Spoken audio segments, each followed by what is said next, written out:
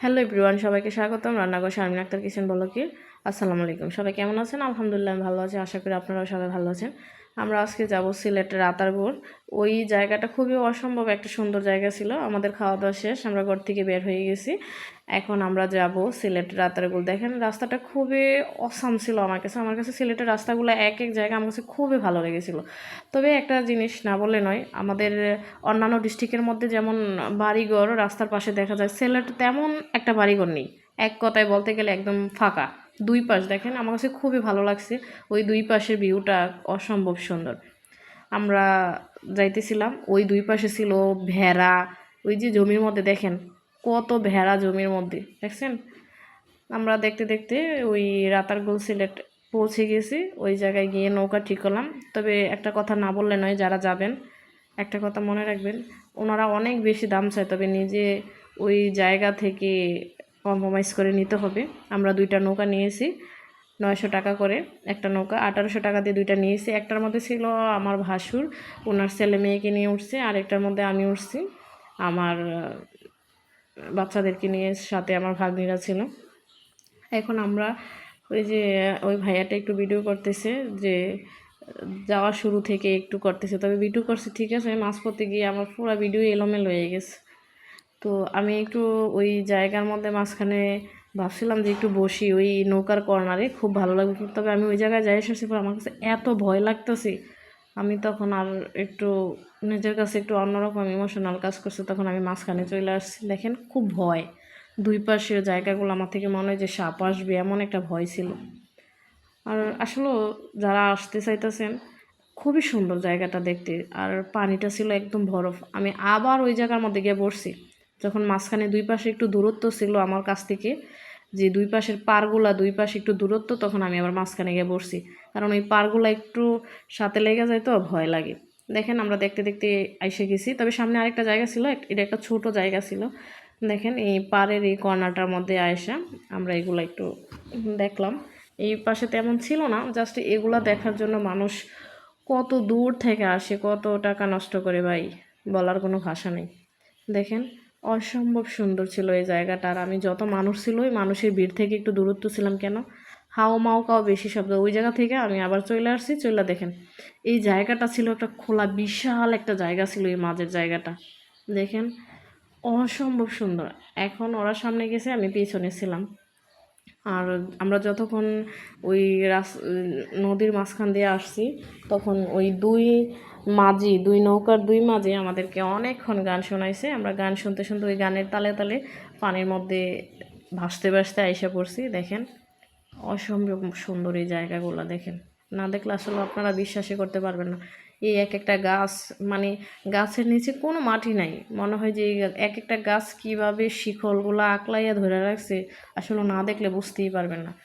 এই গাছের নিচে কোনো মাটিই নাই, এই গাছগুলো একদম শিকড়ে আকড়াইয়া ধরে রাখছে।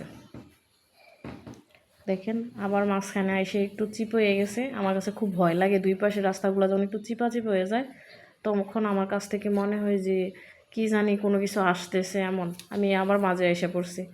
দেখেন যখন এগুলো যাওয়া শেষ আর একটু মাঝখানে যাবে, তখন আবার একটু চতুর্পাশে একটু খোলামেলা হবে। দেখেন এই জায়গা আবার একটু খোলামেলা আছে। তো আমরা এখন সবাই ওই কর্নারে গিয়ে নৌকা ভিড়াবো, ওই ভিড়ানোর পরে আমরা সবাই আবার উঠবো দেখার জন্য ওই পাশে।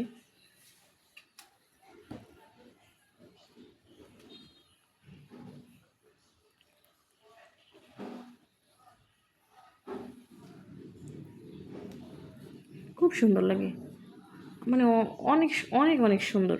আমার মনে হয় এই জায়গাগুলো যদি শুটিং করতো না, ওই শুটিংয়ের কাজে খুবই ভালো লাগতো। দেখেন কেমন ভয়ঙ্কর, আমার কাছে এই গাছগুলো খুব ভয়ঙ্কর মনে হয় এই গাছগুলো দেখতে।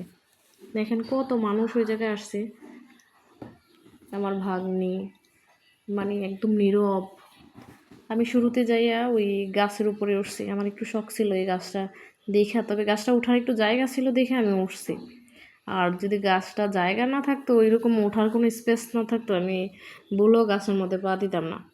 ওইটার মধ্যে ওঠার স্পেস ছিল ওইরকম, তখন আমি উপরে উঠছি। আর আমার ছেলে বলতেছে, আম্মু তুমি পইরা যাইবা পইরা যাইবা। তুমি কি না, তো আমার দোনো ছেলেকে নিয়ে কিছু পিক উঠাইছি। আর আমার জাল দেখেন, আমার ও দেখেন গাছের উপরে উঠবে, আমার জাল কি করতেছে ওরে গাছের উপরে উঠাইছে। ও অতিরিক্ত দুষ্টামি করতেছে গাছের উপরে ওঠার জন্য আমার জালের ছেলেটা। তো ওরে গাছের উপরে উঠাইছে পরে আমার ছেলে বলতেছে আম্মু তুমি আমাকে উঠাই দাও। তো কেউ উঠাই দিছে সবাই দুইরা। উঠাই দেওয়ার পরে আমি ভাবতেছি যে আবার পইরা যায় কি না, তো ভাবলাম একটু ভিডিও করি। ওদের দুইজনকে মনে হয় যে ঘোড়া চালাইতেছে ওরা দুইজনে, এমনটা লাগতেছে ওদেরকে। তো আমার বড় ছেলে বলতেছে ওদেরকে উঠাইছে না আমাকেও উঠান একটু। পরে ওই যে আমার জালের ভাই আমার ভাসুর ওরা মিলা ওরা উপরে উঠাইছে, বলতেছে কাকা আমার সানগ্লাসটা একটু ঠিক করে দাও, আমার সানগ্লাসটা পরতেইব, গাছের উপরে উঠছে তো এই কারণে। এই যে যাক ওই জায়গার মধ্যে আমরা সবাই ঘোরাঘুরি করলাম, আমার ছেলে গাছের উপরে উঠছে, ওরা এগুলায় অনেক আনন্দ করছে। আনন্দ করার পরে ওরা শেষ। পরে আমি বলতেছি তুমি ওই জায়গা থেকে নাম একটা জিনিস না বললে নয়। দেখেন এই ছেলেটা আর এই মেয়েটাকে অসম্ভব, মানে সবাই ভিডিও করতেছে অসম্ভব, মানে না বললেই নয়।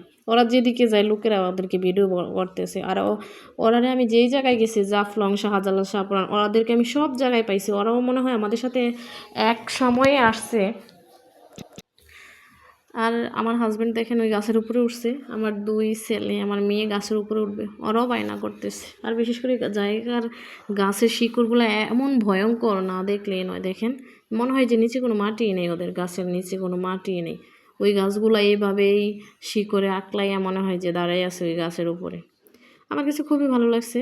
আমার ছেলে মেয়ে ওরা ওই গাছের উপরে উঠতে উঠতেই ওরা আমার মেয়েরা সাহসী কুলায় না, ও আর গাছের উপরে উঠতে পারে নাই।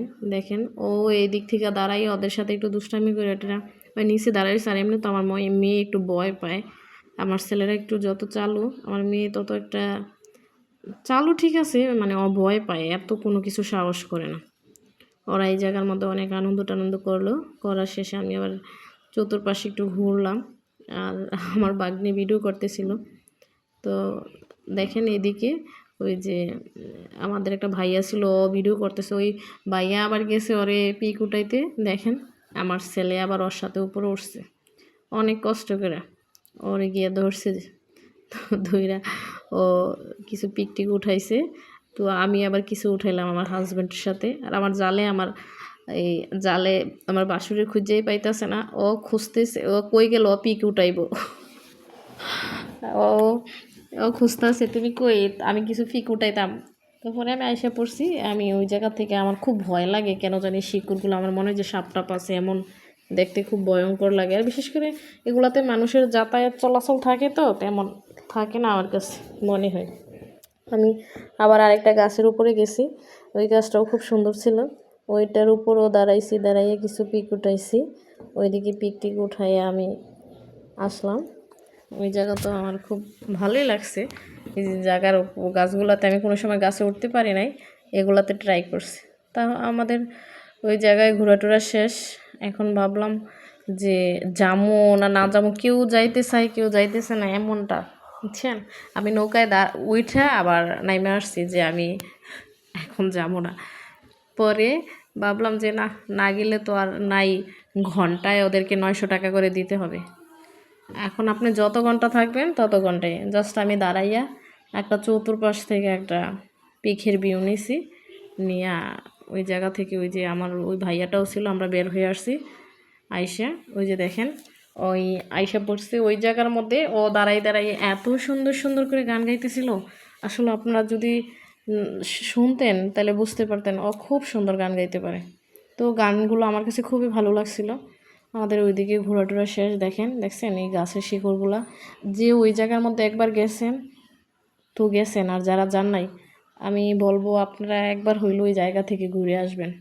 ওই জায়গাটা খুবই অসম্ভব সুন্দর। দেখেন এখন আমি ভিডিও করছি তো আমার ভিডিওগুলো অনেক সুন্দর হয়েছে। আর ওরা ওই সময় ভিডিও করছে, বাচ্চারা তো ভিডিও করতে পারে নাই, মোবাইলটা ওইভাবে ধরছে, ক্যামেরাটা ওই সোজা আসছে, হয়নি। আমার কাছে খুব ভালো লাগছে, আপনারা সবাই ঘুরে আসতে পারেন, আমি আপনাদেরকে সাপোর্ট করে। ওই জায়গাটা খুব অসম্ভব সুন্দর। আমাদের ঘোরাটোরা শেষ। ঘোরার শেষে আমরা ওই নদীর মাঝখানে ওই জায়গার মধ্যে দেখার মতো এই গাছগুলাই আছে। দেখেন এই দুই পাশে নৌকা আসতেছে যাইতেছে। এই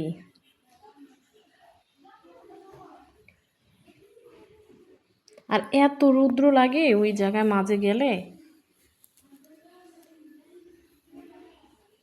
ভাষায় প্রকাশ করার মতো না, খুব রৌদ্র দেখেন।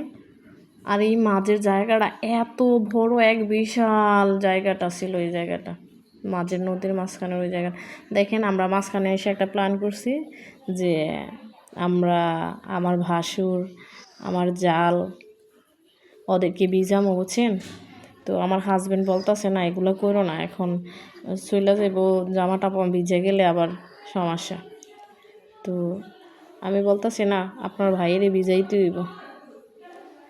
তো আর আসলে বিশেষ করে ভিজাই নাই, চলে আসছি। তো যদি ভিডিওটি সবার কাছে ভালো লাগে, লাইক কমেন্ট শেয়ার করতে ভুলবেন না।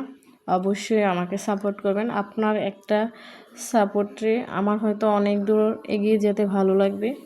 আর যদি সাপোর্ট করেন অবশ্যই এরকম নতুন নতুন ভিডিও আরও পাবেন। অবশ্যই আশা করব আমার ভিডিওটি আপনাদের কাছে ভালো লাগবে। লাইক কমেন্ট শেয়ার করে আমাদের সাথেই থাকেন। এই জায়গায় এসে দেখেন, ঠিকই আমার ভাসুরকে ভিজাইছি, দেখছেন। ওরারে এমনভাবে ভিজাইছি, ওরা লাস্টে আমাদেরকে কীভাবে ভিজাইবো ওই পরিকল্পনা করতেছিল। ওরা আর আমাদেরকে ভিজাইতে পারে নাই, ওরা জিদ দিয়ে আজকে ফায়ার ছিল আমাদের সাথে। শেষ আমাদের ঘোরাঘোরা, দেখেন ঘোরা শেষ, আমাদের জায়গায় এসে পৌঁছে গেছি, শেষ। আল্লাহ হাফেজ, সবাই ভালো থাকবেন।